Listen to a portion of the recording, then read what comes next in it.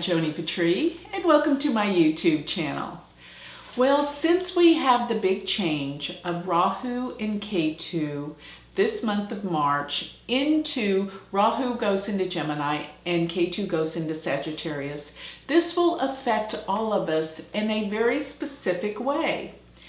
And what I like to talk about is the fact that where the nodes of the moon, Rahu being the north node, Ketu being the south node, wherever they are going to be where the eclipses are occurring for the next year and a half, from March of 2019 through September of 2020. And this will all affect us in a different way based on what our ascendant sign is. But I want to look at a deeper aspect of this because I've already done a video on what it's going to be like for each of the 12 signs, Rahu and Ketu in Gemini and Sagittarius.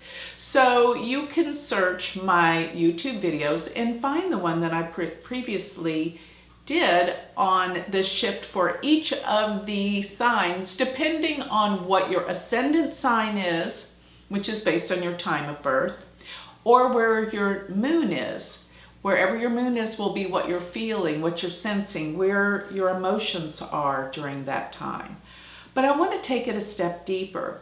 How will this be affecting us on the deeper side of what the eclipses surface? Because remember, eclipses always surface things we didn't know about, hidden aspects of ourselves and hidden aspects of our life that you can pretty much get a sense of by going back to the last time that Rahu and Ketu were in Sagittarius and Gemini. So if you go back to the year of 2001, around that time we had Rahu in Gemini and Ketu in Sagittarius. If you were at a point in your life where you can find what was going on then, maybe you were too young, but if not, you can pretty much see some of the remnants of what you're here to experience during this cycle.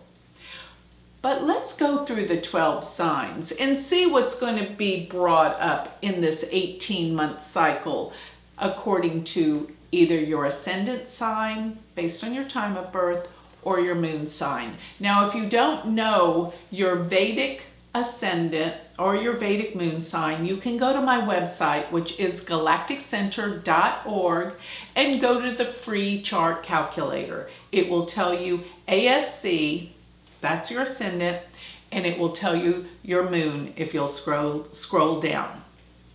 I am not talking about the tropical western positions. This will be inaccurate. So go to your Vedic sidereal positions. So if your moon or your ascendant are in Aries, this means that Rahu is in the 3rd house and Ketu is in your 9th house.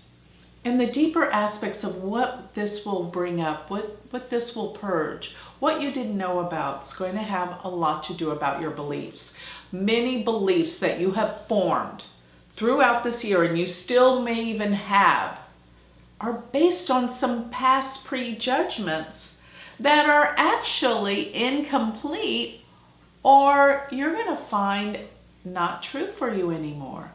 So all of your truths are changing. You don't feel the same way. Your whole belief system and spiritual beliefs have shifted and are shifting based on some experiences that are being brought out and surfaced this year. Some of them may have to do with your family, with your father, some of the beliefs that have been instilled in you. Maybe you don't physically believe or think that way, but your reactions of what you're doing in your life, you respond and react in this way. So taking back charge and realizing what you're doing based on some experiences that were formulated from childhood based on your connection with your father and possibly your siblings is what is going to be dredged up. Some secrets you may not have known about your father may come up. This will change your whole perception of your life and what you believe.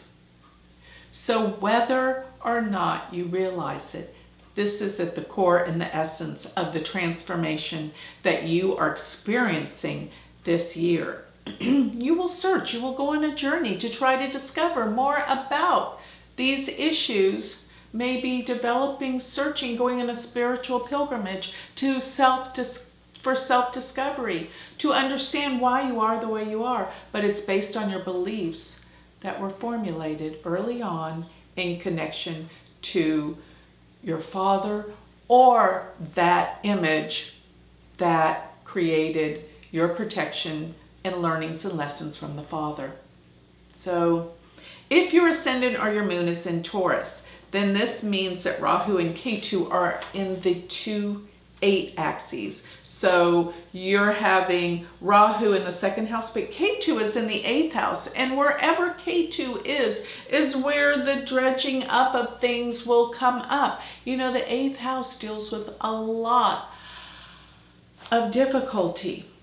And the 2nd house deals with our early childhood. But the fact that Ketu's in the 8th house, you're dealing and struggling with some issues that can have an addictive type quality. Why are you doing this? This is based on some early forming of childhood experiences.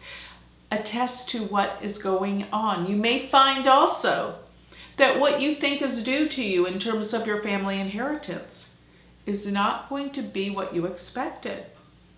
That's just what you may discover this year. But most of all, the 8th house can deal with experiences of humiliation. And this could be some of the things that are dredged up that you have to face. But will heal and make your life better by understanding these things that have pretty much plagued and controlled you throughout your life. These conditions from early on that formulated your sense of who you are. You may be overcompensating due to this lack of feeling insecure, unwanted, and not the person who you want to be. And it may be that you are the person you want to be. It's just you have this concept in your mind based on what you think people think of you. That's what has to change this year. You have to come into your own sense of who you are and find your own power, because it is there. It's just a mental perception that has to change. Now, if your ascendant is Gemini, then this means that Rahu is in your 1st house and Ketu's in the 7th house. This deals with who you are versus relationships. Are you the person that you want to be?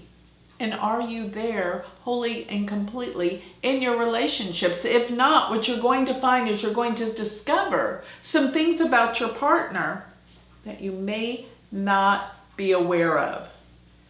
And this may be a total surprise. It may be something that you expected, but one way or another, you're going to find some secrets out about your partner. You're going to see a deeper side of your partner too. Something that deals with their sense of loss and their sense of their family problems. So you have to be a support. You have to be strong and protect and support your partner, because this is a year when there could be losses from them, whether it's in their life and even in their health, or even in their whole world could come crashing down with career, job, but something that will bring them to a point of surrendering to life's experiences. So there's something about your partner that you have to withhold your sense of the bargain in relationships to love and honor and support. So this is all about learning to be better and to be real and to be honest in relationships. This is for the Gemini, ascendant or moon. Now, if your ascendant is Cancer, or your moon is in the sign of Cancer, then this means that Rahu's will be in the 12th and Ketu in the 6th. This is a time you've got to really go within and check out what your psyche's about, what your subconscious mind is telling you. And you can actually see this better through your dreams. Ask to see and record, look at your dreams, because this is when the subconscious mind comes alive and gives us so many indications of what we need to know. But with Ketu being in the 12th house, remember the 12th house is our past. And it is our secrets. And it is our self-undoing. It is the way that we escape this world as well. So don't find that it's time to escape. It's time to recognize the truths that are coming from your past, to better heal yourself. Because with Rahu being in the 6th house, it's time to get healthy, to heal yourself. How will that come? Through recognizing the emotional responses that are based on your past and your heritage. And these things will come up for you to see. When you work on them, resolve them, accept them, your life will change. You'll heal. You'll become healthier. You'll become stronger. But first you've got to get in touch with who you are based on the past recognitions and conditionings. That's in your secrets. That's in your mind. Don't try to escape from this. Because if you do, you could have some illness or problems. But if you don't, you will experience the resolution and the onset of health. So if your ascendant is Leo, then this means that Rahu's in the 11th and Ketu is in your 5th. And with Ketu being in the 5th, the 5th house is the mind, our intelligence. And this is bringing up some of your greatest creativity and inventiveness. Trust it, move with it. You'll find that people in your outside world will support you by the fact that you're going to come more in contact with more influential people that believe in you. But you have to believe in you. You have to believe in these truths of what is in your creative mind, because you are extraordinarily creative and inventive this year. So another thing is, when we're dealing with the mind and we have Ketu here, you can obsess. Don't let the obsessive mind control you, because this can look a little bit like a neuroses. So please be in control, but recognize that where your mind is going, it's leading you to be more creative in your life. And this is what this period of time should do for you. Bring out all of the latent creativity that is ready for you to explore and be a part of. And if you have children, do realize there may be something they're not telling you. There's some deep secret that will come to the surface during this time. Please recognize and be aware to all the clues and the signs and the signals. So if your ascendant or your moon is in Virgo, this means Rahu's in the 10th and Ketu's in the 4th. Ketu in your 4th house is going to have a lot to do with the uncovering of many secrets from your past, from your family, from your heritage, particularly your mother. Maybe some of the things that she told you are not true. You're starting to discover this. This is what will be unraveled, and this will help you in your healing of the truth, by healing what you believed in your past. And this can be freeing. And this will also make you more successful to be able to recognize and understand what you have been preventing from allowing yourself to be who you really are, based on your fears of the past, by recognizing and accepting what you feel the most insecure about.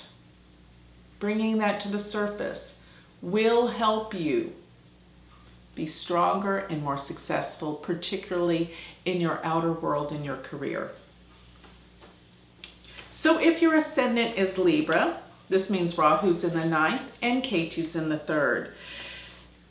And with Ketu in the 3rd, This is going to deal more about siblings, about how siblings have prevented you in some way from understanding who you really are. Maybe you have a misunderstanding with the brother or sister, particularly those that are younger. But if this doesn't have to do particularly with your siblings and uncovering secrets and things you didn't know about them, then recognize there's something in your past concerning your learning and education, what they taught you, not being true. And on some respects, this makes you really lean towards, in many respects, it helps you lean towards the truth of spirituality. And you're searching and seeking into that much deeper. You're traveling, you're searching. You want to learn the truth. Because what you've discovered is practically everything you were taught before wasn't the truth. And this is so freeing. And this is so enlightening. You have a newfounded way of looking at your life through a different lens because of this. So if you're ascendant a Scorpio, this means Rahu is in your 8th and Ketu's in the 2nd. Make sure you know where your money's going. There may be a drain financially that you haven't put your finger on. This needs to be noticed.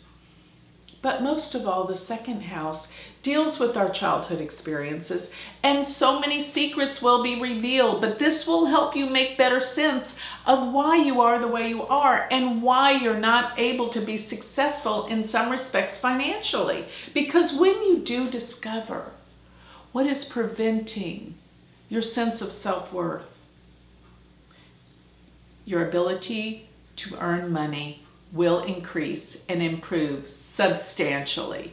So look into these deeper, darker issues that happen early in childhood that somehow affected how you feel about your worthiness in the world.